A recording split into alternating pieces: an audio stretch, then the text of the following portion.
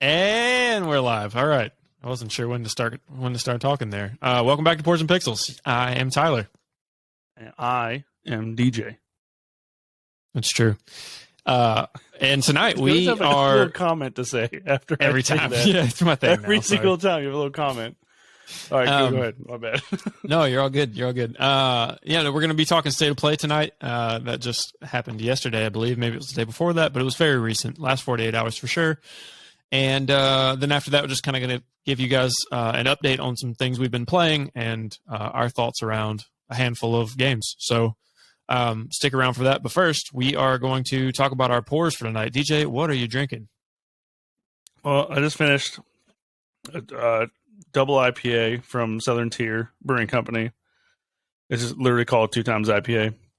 That's when I was actually, it was solid. Yeah, it was solid. It's definitely my favorite of the Southern Tier. I feel bad because Nate Perkypile said this was his favorite company, so I had to keep giving it a shot. Maybe I got to develop the taste for it, but this one is pretty solid. And right now I'm going to open this Southern Tier Brewing Company 8 days a week, which says it's infinitely drinkable. It is blonde ale. Yeah, that is their not offensive, nothing special. You can crush a 12-pack of that kind of thing, no problem. Oh, well, here's taste.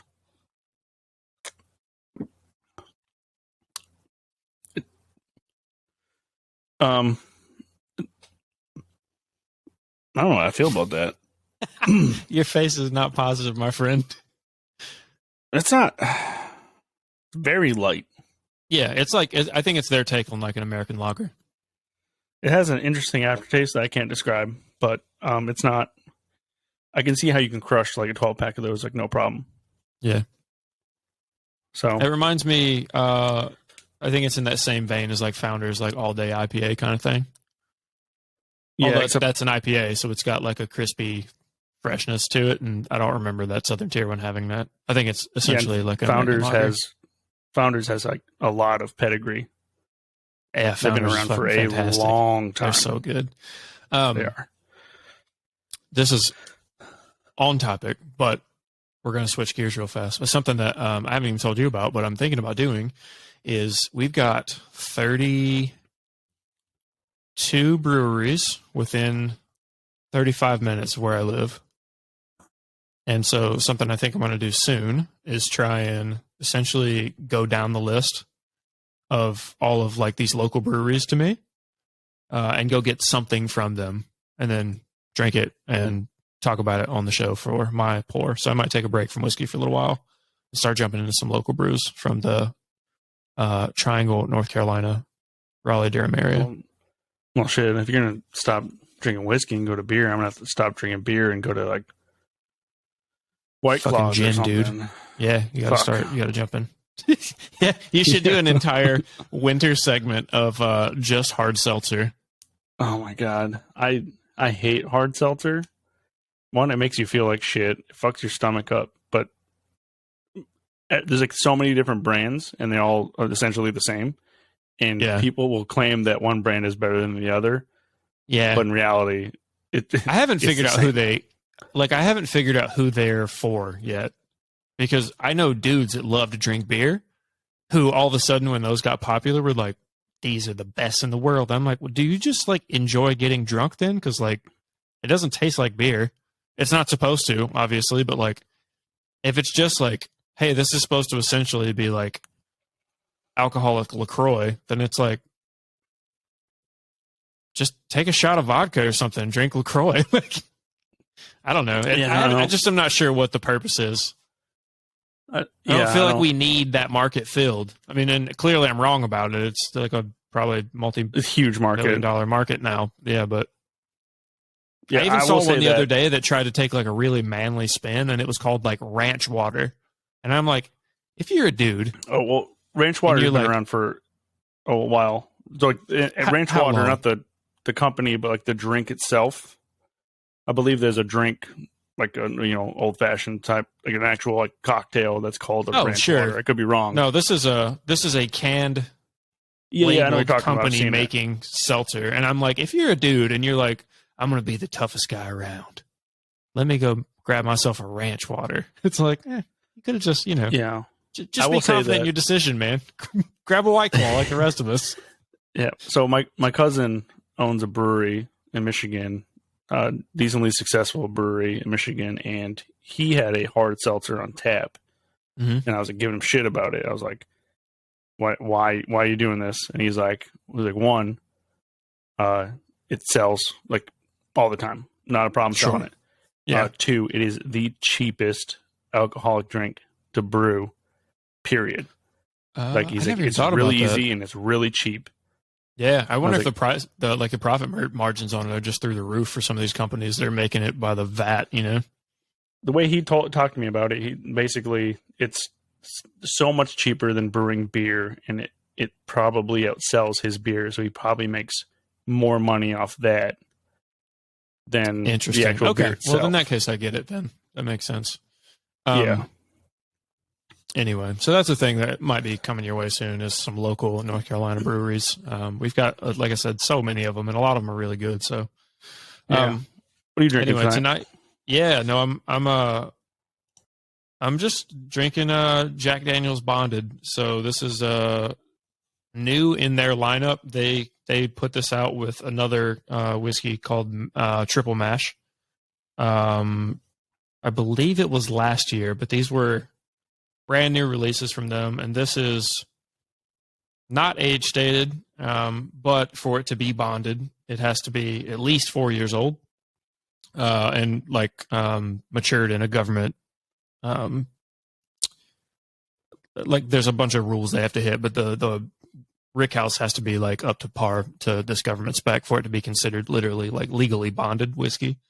100 proof, and I want to say this is actually probably a little bit overpriced. Jack Daniel's is traditionally not known as being like a really fine whiskey, although I would argue that their single barrel Tennessee bourbons and their single barrel rye, some of those barrels are amazing, and their barrel proof whiskey that they make is probably one of the better values, more readily available values in barrel proof bourbon. So if you're into like really, really high proof bourbon, that's a good one, and you can get it basically everywhere for $60 or so, which a lot of times those are hard to find and really expensive. So, but anyway, yeah, I'm going to be working on this tonight, and maybe we'll finish the bottle off. Who knows? So, cheers. Anything is, cheers. Anything is possible. For real. I don't recommend trying to whisper. What? Don't try and whisper with whiskey in your mouth. I almost choked on that. It was almost a disaster. Sorry. Anyway. Oh man, if you were to like puke, I almost sprayed the camera live. There, oh man, that would have clipped that so fast. There would have been a short about it in like force. Would have gone viral on that. Oh man. Maybe I should do that. Maybe I should drink some donkey juice on here one day and see what happens. Oh shit! All right, man. Well, let's get into this. Yeah, let's do it. So, 2 days ago now, Sony came out with their September State of Play. It's kind of lackluster. There were some pretty interesting things. Where were your hopes at for it? I mean, in my fantasy world of my Sony hopes and dreams, there would have been a Days Gone 2. There would have been a Ghost of Tsushima 2. Stuff like that. But it wasn't super disappointing. There was definitely some stuff I didn't give a shit about. Like they announced a new controller. Like I don't care about controllers. Yeah, they would announce like some VR stuff or Star Wars. I had zero interest in that. Nope. The VR2 stuff I do think is interesting. I'm keeping an eye on it, but I've never owned VR, and I don't feel like, and this could be completely from ignorance. So if I'm totally wrong about this, somebody find one of our ways to get in touch with us, whether it's on Twitter or whatever, and blast me so that I can upgrade my knowledge. But I feel like a lot of times VR games don't get like the polish and love that other games do. Like I think the selling point is that it's VR. You know what I mean? Yeah. And so they don't. There's nothing there to like really set its hooks. and get my interest going. I don't know a whole lot about developing games, but I would assume that gameplay elements in VR games is extremely extensive compared to like non-VR games. Because I feel like there's added variables that non-VR games, don't have to deal with that VR games do. And I think you mean like mechanics and systems and stuff. Yeah, right. Yeah. So I feel like a lot of time is probably focused on that, and then when it comes to like the graphical part of it or little things here and there, they don't have probably the time an or episode on that resources. sometime. Should find a dev who's worked on a VR game and be like, what is that like? Like, teach us, because we have no idea. That's true. We actually have one on the books, but he's not coming on to talk about VR. Maybe he is and he doesn't know it yet. More on that later. Maybe we'll have him come back. But anyway, so yeah, I would say I agree with your assessment. I think that I saw a couple of things that made me raise my eyebrow, but otherwise, like the stuff that I would really want to see from Sony didn't make the list. Also, Bloodborne's probably not ever going to PC, so we'll see. Yeah, Bloodborne 2 would have been, great. Remaster, 4K 60 FPS. Something, please. Yeah, so I would say the things that I think people were probably super pumped about, probably Tekken. I think there's a lot of people that are very into fight games. Tekken 8 is a big release. I saw our good friend Jacob Simpson from Interactive, or from Void, earlier today, tweeted about how happy he was to see that. And I get it. Like, I know that those games are really near and dear to people. I think for myself, of all the games that I saw, AAA polish wise, like that probably looked the best to me. If you don't count Ragnarok, I would say that one probably looked the best to me. And I think I would pick it up to play it, but it wouldn't be like a day one release for me. I played Tekken as a kid, and so it would probably be more so for nostalgia. I'm not, like I said, really not super big into fighting games, but I don't know. They're not really your thing either, right? I can say that I watched the gameplay of it. Looks good. Sure. Yeah, it's pretty. I mean, people who like fighting games are probably super excited about it, and I have nothing bad to say about it. It's just not my style of games. I played like Mortal Kombat before, but the only reason those games like would interest me is because of the fatalities and whatnot. All the X-ray finisher moves and stuff. Yeah, that's probably the fighting series that I've played the most of. And I agree with you. I think that those have a special place for a lot of folks, but we'll see. I think Tekken 8 is going to be a lot of fun, and it looks really good, and I think that fans of the genre are super pumped about it. Moving along to the next game that I think kind of made our list of interest was Rise of the Ronin, and I think that this game looks like it has the most potential to surprise me based on what I saw. It's immediately interesting to me because of the setting. Love a good samurai game. We've obviously talked about how much we both love Ghost of Tsushima several times on the podcast. I would not want to be them on review day because of the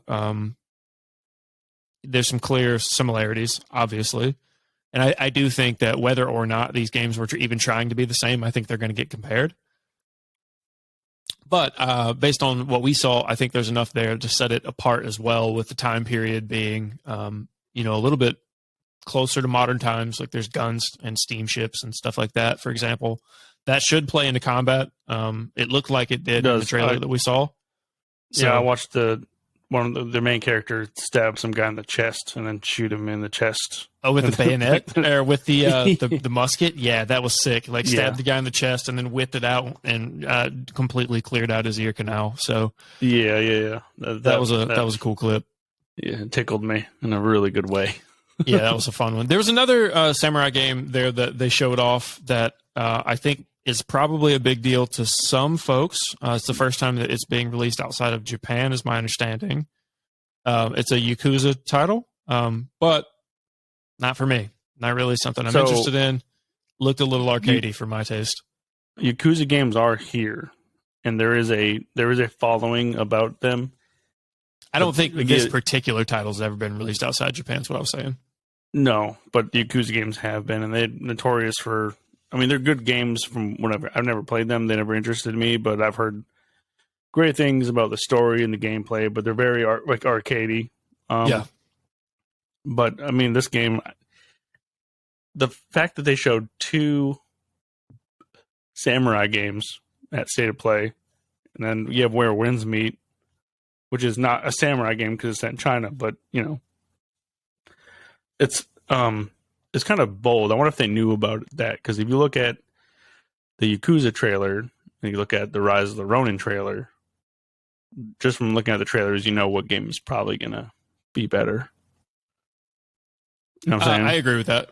You know what though is something interesting is, like, as you're bringing that up, I almost wonder if they're trying to capitalize on how well Ghost of Tsushima did. Like, I bet you there's been a bunch of studios that have had the idea of making like a cool samurai game on their plate for a while.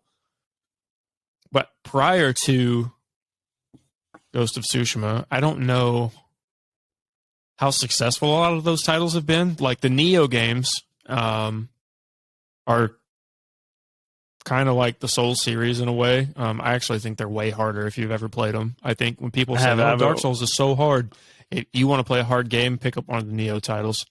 I've wanted to, but I didn't. Yeah. I have a buddy of mine that let me borrow them. I never bought them, but he let me borrow them, and I played both on PS5. Probably played more of Nioh 2 than I did Nioh 1, but I thought the combat was a lot of fun, but the game is really hard. Anyway, that said, I wonder if the reason that you're starting to see a kind of a surge of samurai games without that mix of like fantasy in there is because of the success of Ghost of Tsushima. Like, that game was one of the most well-received games from Sony, to my knowledge, ever, recently. And I imagine it's probably going to be a while before we see any more from Sucker Punch on that. So, maybe Sony's like, hey, we need to get some more samurai content out there, guys. What we got in the pipeline? Well, I will say oh, go ahead. Rise of Ronin is not. This was just an announcement trailer. This game is 3 years down the line. I think it's coming out 2025. So there's still a long time. So I agree with that, which is good. That's fine. I hope, because they're trying to fill 2 shoes. They're trying to fill your Ghost of Tsushima shoe, and they're trying to fill an Assassin's Creed shoe, because there's similarities to both games in Rise of Ronin. And if they succeed in what they're trying to, get, it's going to be fantastic. I didn't see any gameplay similarities in the trailer. The only thing that I can say that I thought immediately was like, oh, that looks like Assassin's Creed's when the guy jumps off the building with the little glider thing. But like the combat that they showed, you could draw some light, in my opinion, you could draw some light similarities between the two, but it didn't give me AC vibes really, outside of that shot where the guy jumps off with the glider. That looked straight out of an Assassin's Creed game to me. Just the first shot when they're zooming out and it goes up and he's standing on the cliff looking down on the city, that gave me AC vibes. See, I immediately thought of Ghost of Tsushima in that shot. Kind of like looking out over the vista. I mean, granted, it's different because there's no cities really in Ghost of Tsushima, but it reminded me of the State of Play trailer that sold me on PlayStation, and that was the Ghost of Tsushima kind of like cinematic trailer. They had a guy literally playing like a traditional Japanese reed flute. I'm sure that's not what it's called, but that's what it looks like to me. And he just like kind of walks out on this grassland and is like out looking over this vista with like the straw hat. And it was like the same type of aesthetic. As far as the character and stuff goes. So yeah, that was kind of the similarity that my mind drew on that shot. Oh man. Either way though, if they succeed, it's going to be amazing, right? But if they don't, it's going to be a really, really long fall down. Yeah, I mean, I think if they do really well, it's only good for consumers, right? And so I hope this game is absolutely amazing. If they don't, then I have to find something else to play, right? Like maybe I'll go replay Ghost of Tsushima again. Who knows? Always a good idea. Yeah. Ghost of Tsushima is amazing. So the other one, this next title, I think that you were probably more drawn to than I was, just based on our conversations about it so far. But talk to me a little bit about Pacific Drive and kind of what jumped off the screen at you. So when I was watching State of Play, and I saw the announcement trailer for Pacific Drive. One, it instantly kind of gave me like Days Gone vibes by the world, because they're definitely in the Pac Northwest. Obviously Pacific Drive, right? And then Days Gone is in Oregon, which is right there, Pac Northwest. But same thing happened to me, by the way. I thought when the trailer first started, I was like, oh my God, did they just keep this secret? Like, is this about to be like a huge DLC or a sequel or what? But I wasn't so lucky. Yeah, right. We can only wish that for a second Days Gone. But it's a survival game, which I'm a big fan of survival games. And it's centric around the car, and there's a lot of car gameplay. But from what I've read, there's also like first person, like on foot gameplay, and essentially, I'm probably gonna mess this up because there's not a whole lot of information about the game, but every time you go out for a drive in the car, you're basically trying to get out of this area, in this crazy whacked out area. But it's every time you go out, it's different. So it's sounding like it's somewhat procedurally generated, which is interesting. It's not like completely random, like No Man's Sky or something like that, or Minecraft. Something there does seem like there seems to be some structure to it. Holy shit, words. And that is interesting, but it looks, I don't know, I think it looks great, and it definitely caught my eye, and it's something we've never seen before, and I hope they succeed. And we're currently in talks with the founder of the studio, who's also the game director and the lead game designer, and possibly going to get them on the show next week, which would be fantastic. Because we like to talk about games, and we like to get people on the show who are working on games that we actually like. We don't like to, just talk about people and games that we have no interest in. Like, one of us has to have some kind of interest in the game for them to be able to come on. And yeah, I agree with that. I think based on that, right? Like, I think I'm not as excited about it as you are, for sure. I think that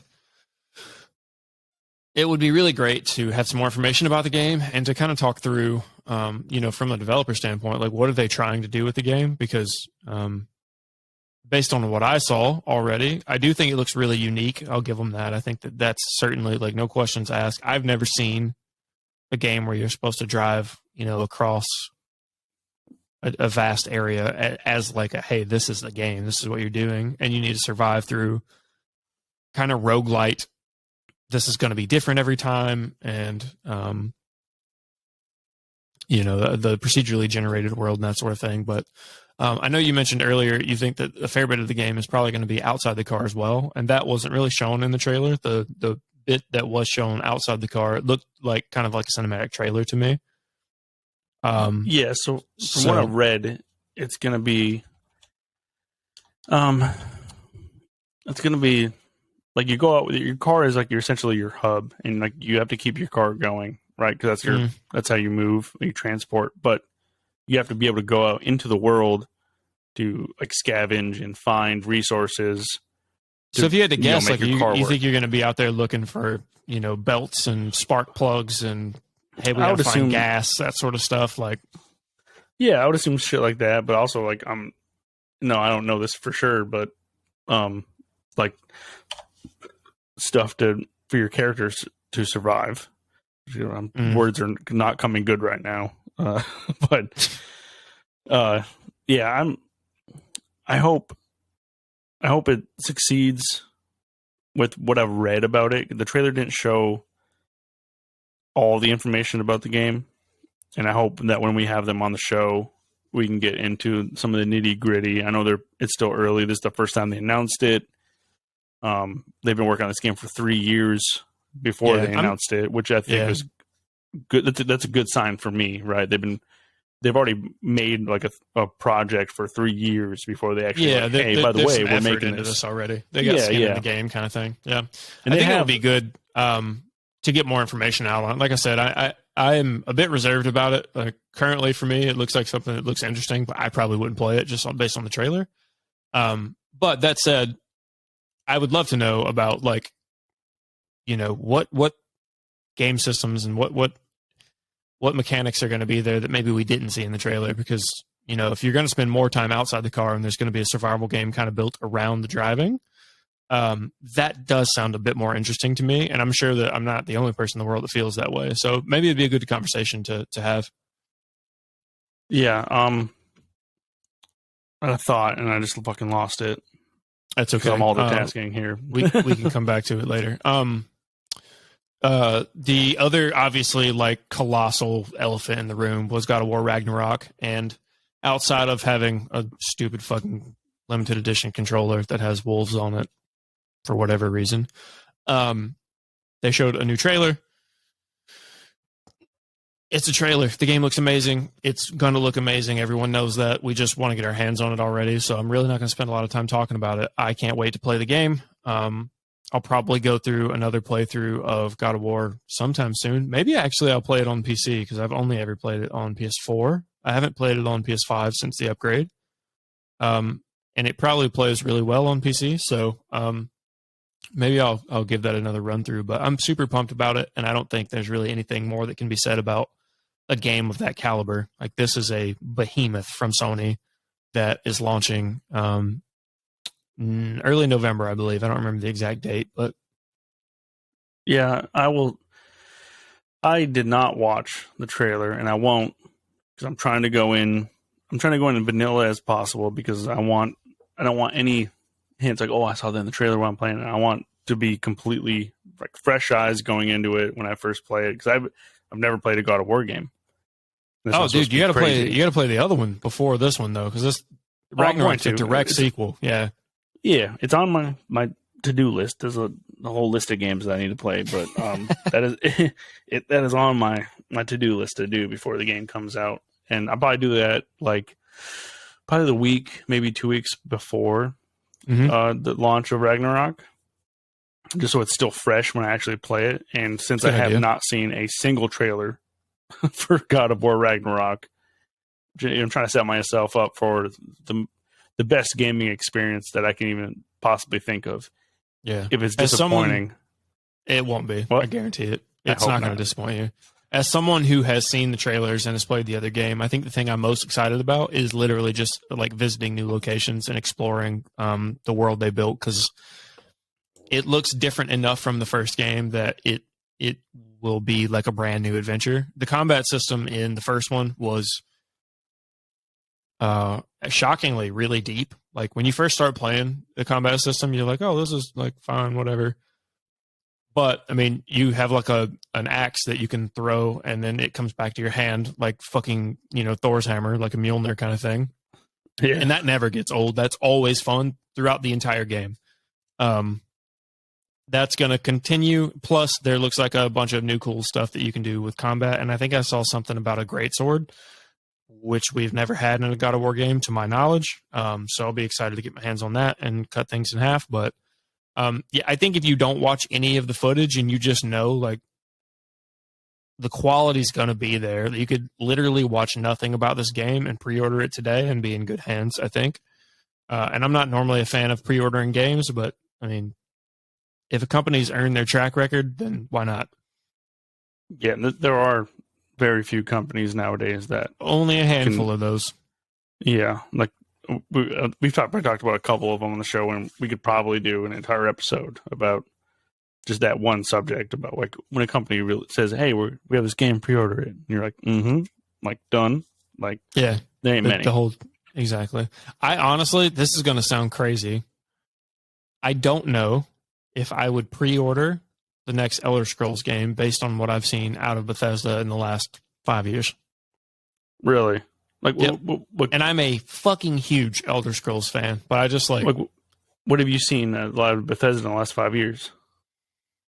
I think Fallout 76 at launch was a fucking disaster. A Fallout game with no NPCs. Like, what kind of story narrative-based game are you going to have if people just have to read text boxes the whole time? You know what I mean? And it literally took people with, like, pitchforks and torches before they were like, oh, shit, we should probably put some NPCs in here. But, I mean, I was in defense. I'm still skeptical of Starfield, too. Like, I'll have to see. I'm not going to pre-order it.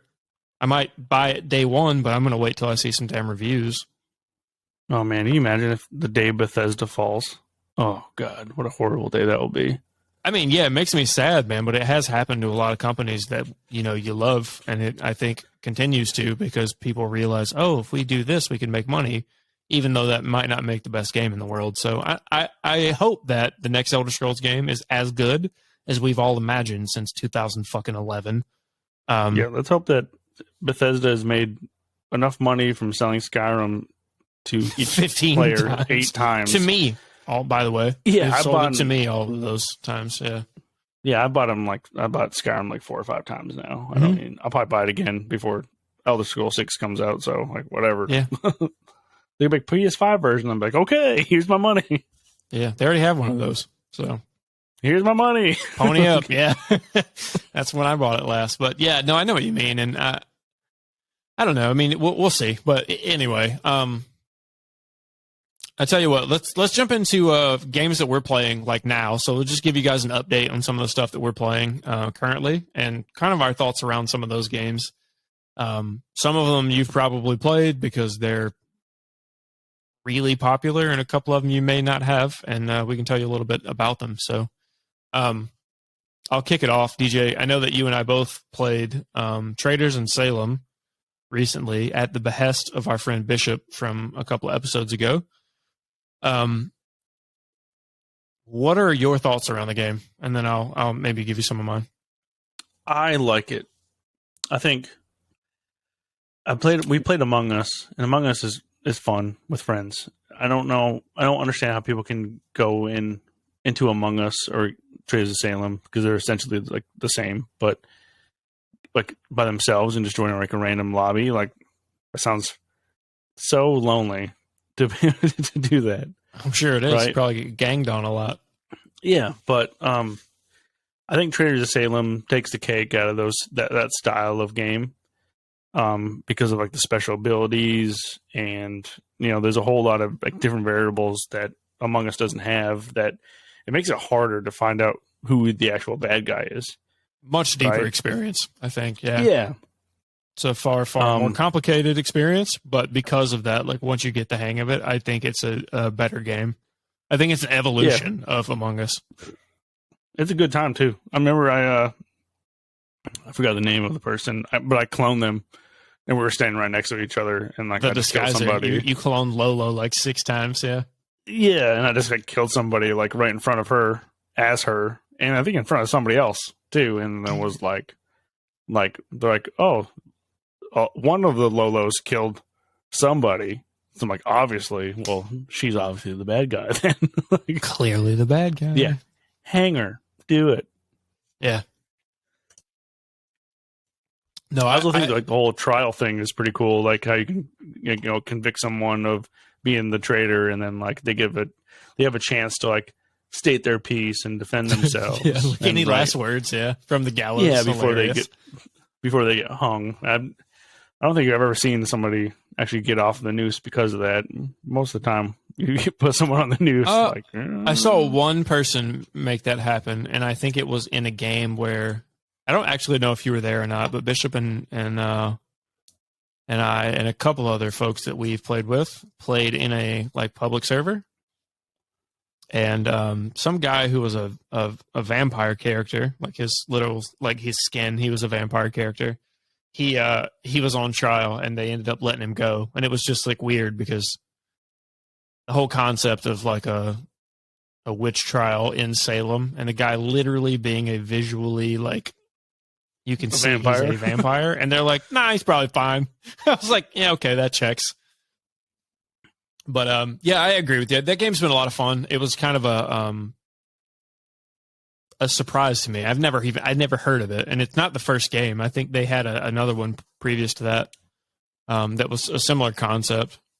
But I had a lot of fun with it, and like we said earlier, I think it was basically just an evolution of Among Us with some cool abilities, and it's more character driven, not in like a narrative way, but in a gameplay way. Like every character has, like a specific role, like a hero character essentially.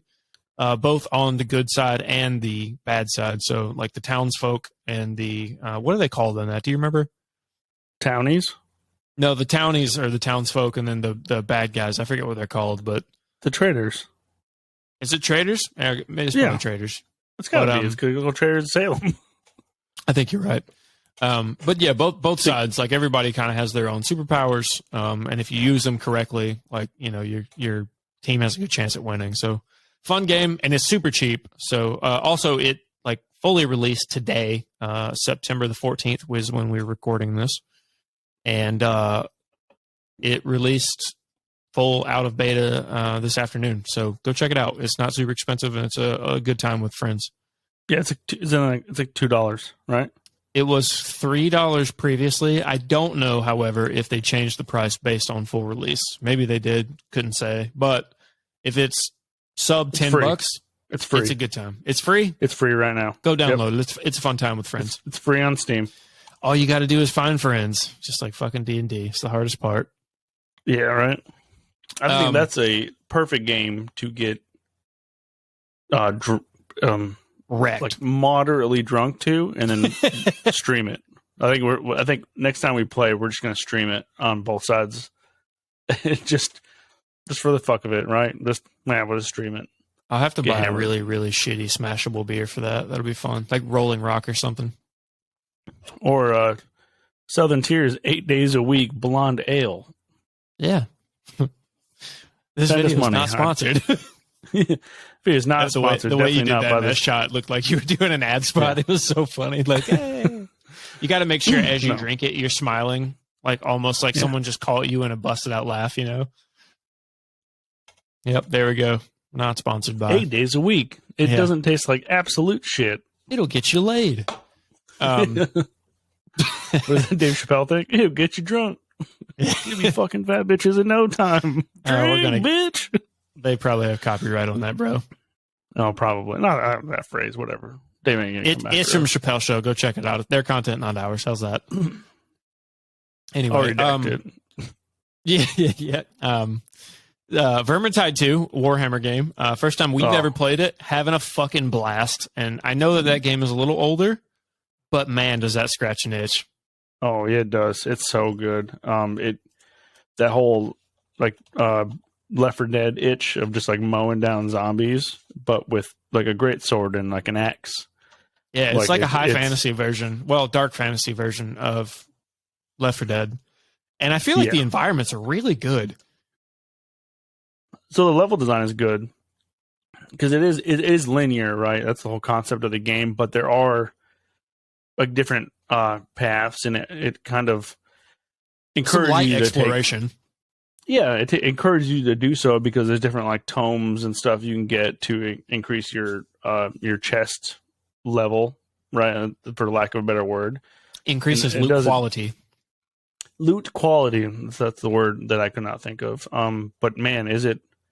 Every time that little horn goes off and all those big hordes come, I have a big shit-eating grin on my face and just swing. Yeah, you can hear all the like, yeah, and you're like, oh yeah, come on, boys, let's go. God, I feel like Bishop and Allie think we're crazy because every time that horn goes off, we're like, fucking lawnmowers, do it. Get out of my way. Get out of my way. It's a blast. Is great. I would say there's probably not a whole lot really to talk about there. It's not like an overly deep game. There's you pick a character, your character has like special abilities. You play with the character, and as you level up with the character, you unlock like new specialty versions of that character. And then it's loot based. So like as you play, you can increase the difficulty level, and the higher you go, the better loot you get, up until you get to a max power level. We haven't finished the game yet. We're still kind of working through our first playthrough. But if for anyone who hasn't played that game, it's on a pretty good sale, I think, on Steam. And I highly recommend if that type of gameplay sounds interesting to you and you haven't checked it out, go for it. It's a lot of fun. And truthfully, it's beautiful too, which is shocking because, like I said, I think it's a little bit older. Maybe it's not. Maybe I'm way off with that, but I know it's not a new game. And it's beautiful. Like, looks really, really good. And I've never been so excited to crush skulls in my life. We picked it up. It was like $6 on Steam. I just checked that sale has ended, but it's still only $30. And I would say that's a $60 game. Yeah, I would agree with that. Yeah, right. It's only $30 right now, and it is older. So I'm sure if you wait a couple weeks, maybe a month, it came out in 2018. It'll probably go back on 2018. So damn, 4 years. It'll probably go on sale again at some point, right? That's just kind of what happens on Steam. Yeah, keep an eye out for it. If you see it on sale, buy it now, kind of thing. It's a really fun one. I can't believe that's a 2018 game and that 2018 was that long ago. Like, I was thinking about that earlier because we're both, I mean, we'll talk about this actually, hell, let's talk about it now. It's next. Oh, no, we're supposed to talk about it now. It's perfect. Yeah. So we're both playing Red Dead Redemption 2 right now, for like the third or fourth time. And that's also a 2018 release. That game is so fucking good. Excuse my French. Not that I haven't already blown that whistle today on the show. Yeah. But it's so good, dude. And it does not feel like it's 4 years ago. No, it doesn't, because it looks amazing. The gameplay is still amazing. I mean, it's still, in my mind, it's still outranks. Dude, it's top 3 most immersive, best games I've ever played.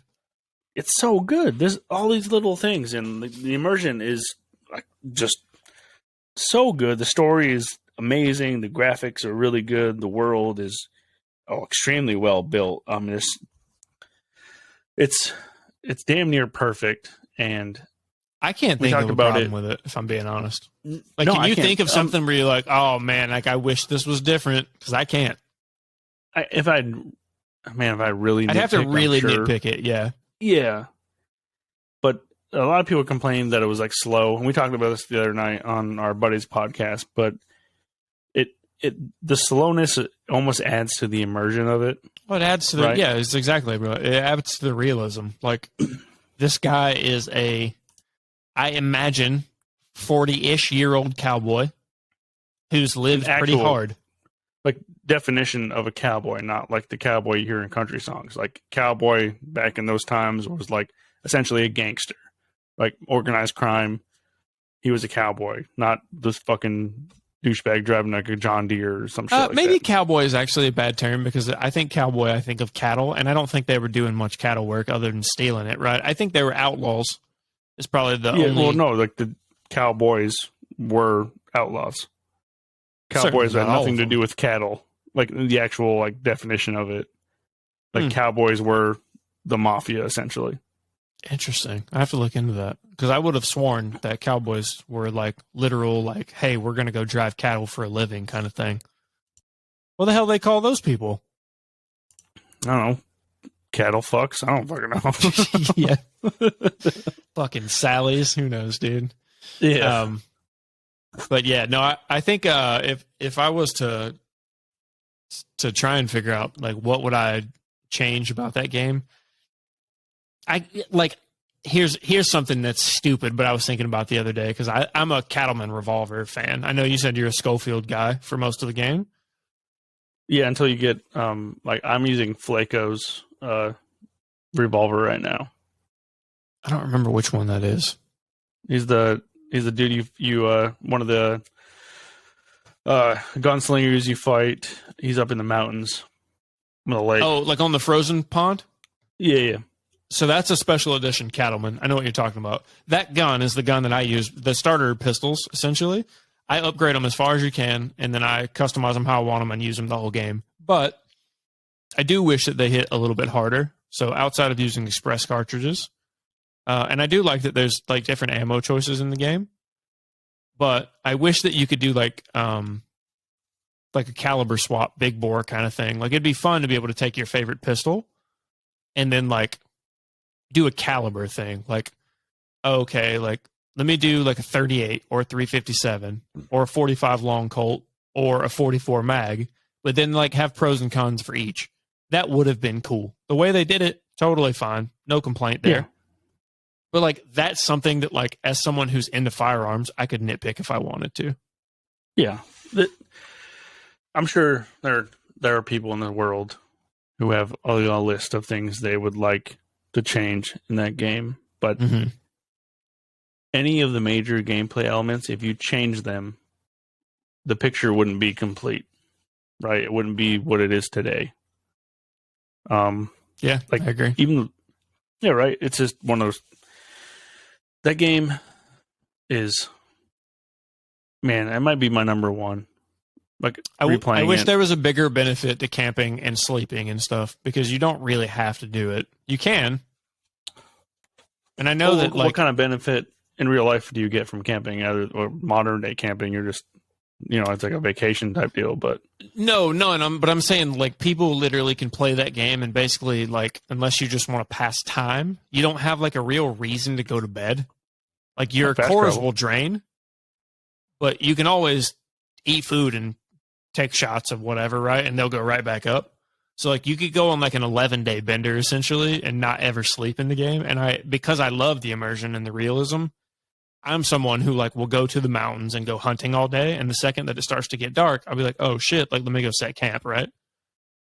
I think that was like not just something that I wanted to do because it feels like what Arthur should be doing, but that it actually was like more rewarding in the game where sometimes I'd be like, hey man, like you'll get an additional 30% experience or something. I don't know, whatever, right? For the next 12 hours, like how Valheim gives you like the rested bonus, right? Yeah. Just some type of gameplay mechanic where it felt more meaningful than like, oh, your cores come back faster because I can essentially eat beans and chug whiskey to make my cores go back too. So I will say that game has and I don't think that it couldn't have been like on purpose. Like when they were making the game, I think it was just kind of one of those like magic moments that kind of just happened in like right now I'm just in the woods in the game. I haven't done a story mission in like 3 days, and I've literally just been hunting legendary animals, catching legendary fish, and doing just random like woodsman shit. Just I'm in the woods just doing shit, and like there's no rhyme or reason to it other than hunting and fishing and shooting people in the face, if they cross me. That's right. Robbed a couple trains, took a couple stagecoaches, but I mean, other than that, most of the time I'm literally sitting in the mountains. Like I've had the same campsite, like for like the entire day up in like the way northwestern part of the map, just doing shit. Snowy area or no, not quite. No, northwest of like Strawberry. Okay. I think it's still technically Big Valley, but I'm trying to do a challenge right now where I have to shoot 5 cougars with a bow, which is hard, by the way. And gotta make improved arrows for that, right? No, you don't have to. You shoot them right in the face; they'll die right away. Directly in the nose. You have to shoot them right in the face, and if your dead eye is drained, you're going to die. So, I've gotten 2 of the 5 so far. Okay, but all right. That whole area is nice because there's bear and elk, and there's a trapper out that way, right? Like close to that area that you're in. Yeah, so you there's can a go train and sell your station. stuff pretty quick. Yeah, cool. I'll say, and I have a clip, about. I have a clip, and I'll put it up on YouTube, and I'll share it on Twitter or something. But I went to the snowy mountains, and I shot the legendary bison, and its fur was in the back of the horse. And then I went and caught the legendary salmon, and it's one of those big fish, which you also have to put on the back of your horse. Well, I couldn't because the fur was there. So I was walking, like my horse following me. I was going to walk all the way to Strawberry. That sucks. And I was coming down like the final stretch of the mountain, and a fucking goat out of fucking nowhere rammed me and killed me. And I had the clip of it, and I was like, I didn't even know what happened until I saw the goat fucking swing back and run away. And I was like, are you serious? Like, what the fuck? Luckily, your legendary pelt will get Yeah, if you saved. drop it, it saves. But the fish, I had to go back and re-catch it. Really? Yeah. I was super disappointed in that. I did know that if you lost a pelt, that it was like automatically sent to the trapper, essentially. Yeah. So like a cheat is that you can literally kill the animal and skin it and then leave it there and then like fast travel home and it's already at the trapper for you. Yeah, which I mean, cool feature, but yeah, not immersive. Yeah, I'll post the clip of I'll make a YouTube short of it and I'll post it up on Twitter and YouTube that's pretty funny. I was so sad because I was up that mountain for like in real life time like an hour and a half. Yeah. And I'm just walking down this fucking mountain with this big ass salmon with the horse behind me holding this bison pelt, and then a ram out of nowhere just smokes me and I'm fucking dead. Like I'm so mad. I think so like the random events like that make the game really, really special. But the other thing that I think is so interesting about it is how like you can find new things basically every playthrough, especially if you're trying to play the game differently. So like, yes. I know that you and I were talking the other day, and I generally play the game as like a good version of Arthur for the most part. Like it is as honorable as you could be kind of person. And this time I'm playing like a complete piece of shit. Like I'm robbing everyone. I'm murdering everybody. Not being a good citizen. So I had this random event that occurs every now and then where, you'd be riding down a trail and all of a sudden there'll be like a lady on the side of the road, like, oh, help me. And she's hurt and she's in pain. And you get closer and you can see that her horse has like collapsed of a fucking heart attack or something and broke her leg. And she asks you for a ride home. Well, generally I'm like, it's always a pain because it's never really that close. Like it'll be like, hey, can you take me back to Emerald Ranch? And you're in like Saint Denis or some bullshit. Yeah. So you gotta ride with this lady for like 10 in-game minutes sometimes to get her back where she's going. But I've done that in past playthroughs and gotten the reward or whatever. And, I think you get some type of valuable reward plus like a bump to your honor level. But this time being the total piece of shit, I had like the complete freedom to just be like, hey, what's going on, miss? And she was like, oh, I'm hurting, blah, blah, blah. And I kind of just sat there for a second. And mentally in my head, I was like, well, that sucks. And I just shot her. And I robbed her. And I kept on riding. And I thought, you know what? Sometimes being the bad guy, privileges. I get to save my own time here. Still got the reward because I took it right out of her pockets. We're going to keep on going. I've been trying to be as good as possible. I was trying to get the your honor meter all the way to the right, to the white zone, right? And then like 2 days ago, I was like, you know what? Life's too short. I started doing a whole bunch of bad shit. A good person in real life. I want to be a piece of shit on this video game. So yeah, like I bumped into somebody on a horse in Ansburg, and he said something slick. I forgot what it was, and I thought I had my pistol equipped. Apparently, I had my my rolling block rifle, and I quick shot him right in the face with that thing. I'm just like, oh, like it surprised me. Yeah, so, it's always fun when you do like a close quarters kill too in that game, like where it'll be like, oh, I meant to punch this guy, but he accidentally whips out the double barrel like sawn off from your pistol belt and literally takes the guy's like top half of his skull off. Yeah. And you're like, oh, what a punch, one punch man. Like really got off that one. So anyway, let's move along. Yeah, go ahead. Just well, if you were going to say, I hope that they make more content for it, so do I, but I wouldn't hold my breath. No, I hope they make a third one. I found out today, because I was watching it, that over 2,000 people worked on that game. Jesus Christ. That'll put into perspective for you, like some games that that have like, hey, this is a good game. How many people worked on this? On the first one, which was also like really, really amazing, 800 people-ish. Worked on it, and it was like north of $150 million to make, or $100 million. And then the second one had over 2,000 people, and the top estimates are that it was over $500 million to make that game. Yes, but I will say that when it came out, it was the largest entertainment release Ever. Yeah. of, No, of they all made their time. money back, no problem. Yeah, like I'm talking about like movies, TV shows, like everything. Yeah, It ever. was nuts. Which is so cool, Nuts. though, for the medium of video games, for people to see that Yeah. and then like take it seriously, you know? And it was actually worth it. Like it was actually reflected on how good the game was too. Yeah, agreed. Super Yeah. cool. So yeah, the other thing that I think that I've been playing a bit lately, and I know that you have too because you came and joined my server the other day, is Valheim. And I'm not even going to talk about this for long. I think the game's fantastic.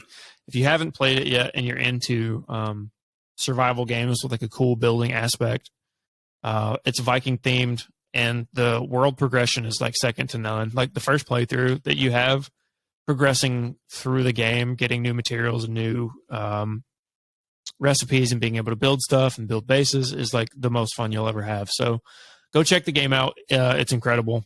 We did an episode with the guy who did the music for the game, which is also really good, and you guys can go check that out. I think that was episode 9. Don't hold me to that. I think that's what it was.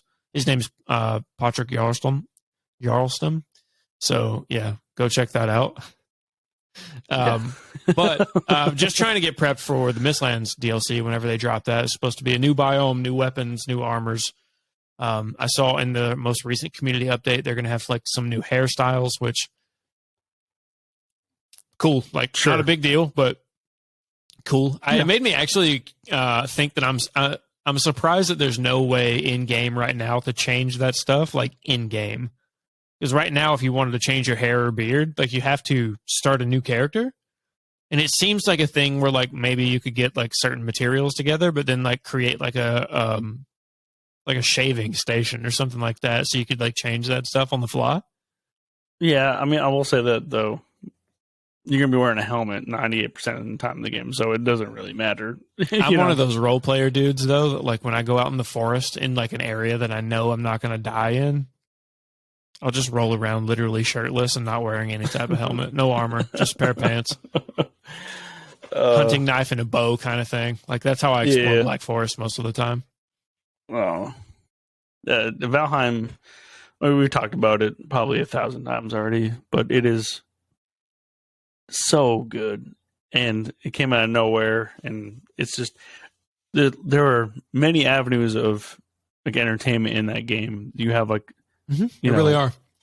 Like, the boss fighting part of it is really fun, and going through like the story, which it's not like a directed story, but right, but it's still a linear path to beat the game. But then not entirely true. Don't have to go about it in a linear fashion. You should. It's highly suggested. Yeah. But I have seen people beat the game in reverse, which is insane. Like do Yaglu first, and then motor, and then bone mass, and then Oh my god!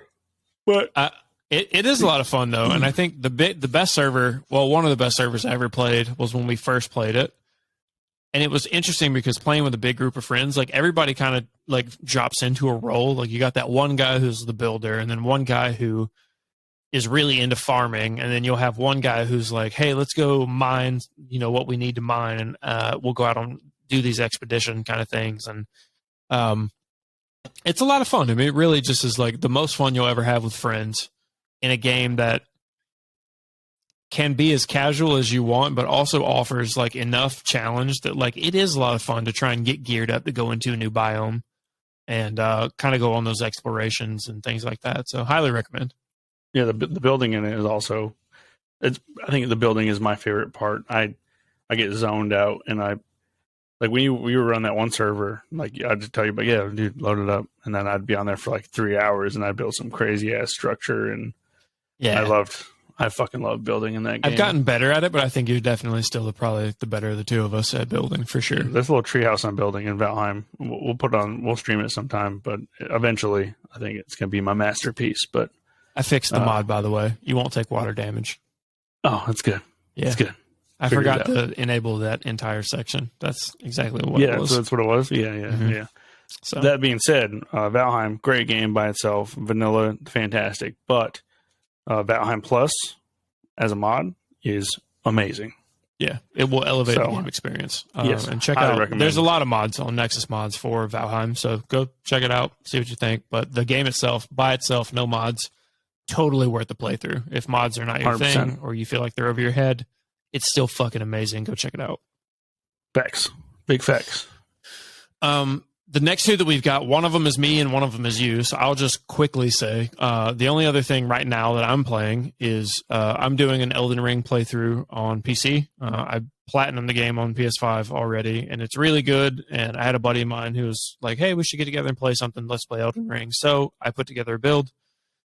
And I just wanted to tell you guys about the build, really, and then we're going to move along to the next thing. But I essentially built an arcane build, but where we're not focusing on weapons at all, like no melee weapons. It's literally completely focused around the dragon communion seal and the dragon incantations. So those are highly effective throughout the entire game. The rot breath, I'm trying to remember what it's called. The Scarlet Rot. So any of the dragon incantations that basically proc Scarlet Rot will kill any boss if you can hit them with that and then back away. Frostbite's another really good one, and then I use Dragon Maw or Dragon Claw depending on low level, high level. But go check it out. A lot of fun, really good build, and that's really all I wanted to say about that. The game is still a lot of fun, and it looks absolutely amazing on PC. Which this is my first time playing on like 1440p with decent equipment, and I've been super impressed. Yeah, Elden Ring is solid single player game. We were talking about the multiplayer, and we won't get into that right again. Yeah, I'm going to try it again at some point, but first try through, I wasn't super impressed with the multiplayer. Yeah. So the game I've been playing and I've been super excited for was Call of the Wild, The Angler, made by the same people who make The Hunter Call of the Wild, which is a game that we both enjoy immensely. Great game. Fantastic game. Call of the Wild, The Angler. It's good. It's a fishing. It's basically the fishing version. What? I was going to say maybe we could do a like a non-podcast version, but maybe we could do a live stream sometime soon of just us playing the hunting game and then shooting shit, getting drunk. Sounds good. Yeah. That's what we do usually, except we just don't stream it. But it's good. It has all the bones there. When I got the Hunter Call of the Wild when it first released. And it was just the two reserves, and it was a good game, but it was very light. There wasn't a whole lot of content, right? There was only a couple weapons, a couple species. You only have the two reserves. This game only has the one reserve. There's a really good amount of species for the fish. There's different like biomes for them. They have their own like cycle, like certain fish will come out at certain times, and like that aspect is really good. Like the bones are there, and if they do the same thing what they did with the Hunter Call of the Wild, which I'm sure they will continue to expand upon that forever, because the Hunter Call of the Wild has been out for years now, and they're still releasing quality DLC for it. Getting close. Is it close? Just finish it. Just pour the rest in your fucking glass. We're getting close. God damn. It's a solid game. I'm excited for the future of it, because if they recapture the magic the Hunter had, it's going to be a great game. And then we talked about this before we hit record, but if they combined like the fishing elements and the hunting elements into one single game from the same company, my head will fucking explode.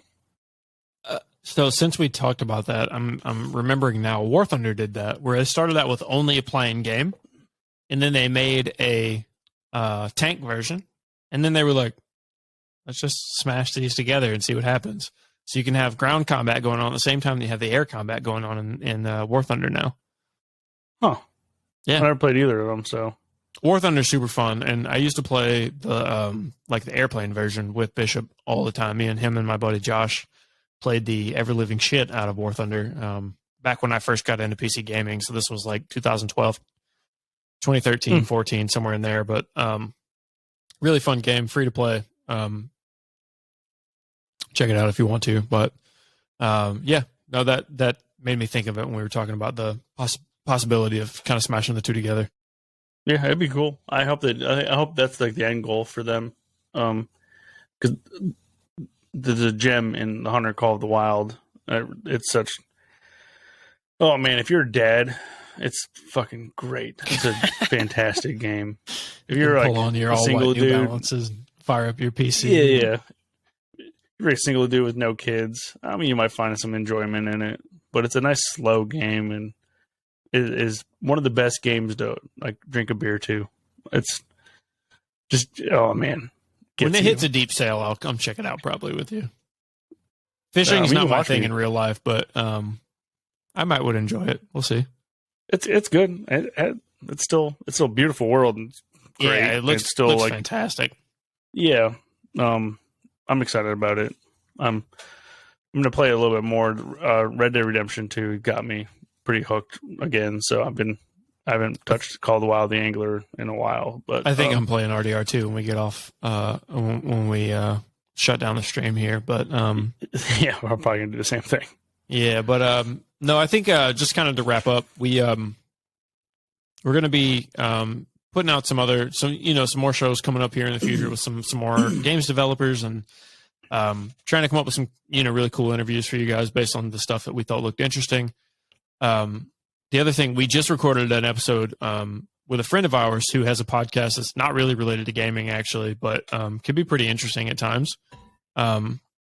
It's called the Good Faith Idea Exchange with our buddy Tyrone Thomas, who we served with while we were in the Navy. And we just did a full episode over on his show about the podcast and just kind of how it came together and what the experience has been like so far. So if you guys are interested in that, or if you're enjoying kind of what we're doing here, definitely go check that out. Give him a listen, and we'd really appreciate that. But otherwise, I think, DJ, I'm getting ready to hang it up here and maybe go down the rest of this glass and go rob some folks in Red Dead. Yeah, sounds good. As always, follow us on Twitter. Wherever you listen to podcasts at, leave us a review. It helps us out a lot. I can't express that enough, but it helps us out a lot. We have some big interviews coming up. We can't really talk about all of them right now, but we got some good stuff on deck. So yeah. Keep an eye out for that. Yep. The other thing, DJ, I don't think we've ever told people, like, if they want to support what we're doing here financially, like if you guys would ever want to like buy us a beer or something like that, like we have a supporter feature through Anchor for sure. I think that's the only platform that's actually available on. But if you are listening to the show and you're like, hey man, I think this is awesome, and you want to kind of give to the show in that way, feel free. Like we would really appreciate it, and it would help us have beer money to go and support some of our local breweries and bring you guys some cool drinks. So check it out. Yeah. Buy us a beer. Tell us what beer to buy. We'll feature it on the show. Ooh, if we can find it. Although I think you can total wine basically anything to your door these days. So you probably could. If you tell us to get Busch Light, though, I'll do it. I will get Busch Light. Yeah, I'll do it. No if it's question. Coors, though, you get out of here. Oh, dude, I love Coors. I hate Coors. The fact that last time I think that you said that you like Busch Light concentrate and you won't drink Coors, I have to rethink our friendship. Banquet beer's fantastic. He's just staring at me. It's fine. I'll fight you for it. I think Banquet beer is the best American lager under $10 for a sixer. So. Oh my God, Jesus Christ! This is the final episode of Pours and Pixels. Yeah, we will be going our separate ways after this episode. All right. Good night, everyone. Peace. See you guys.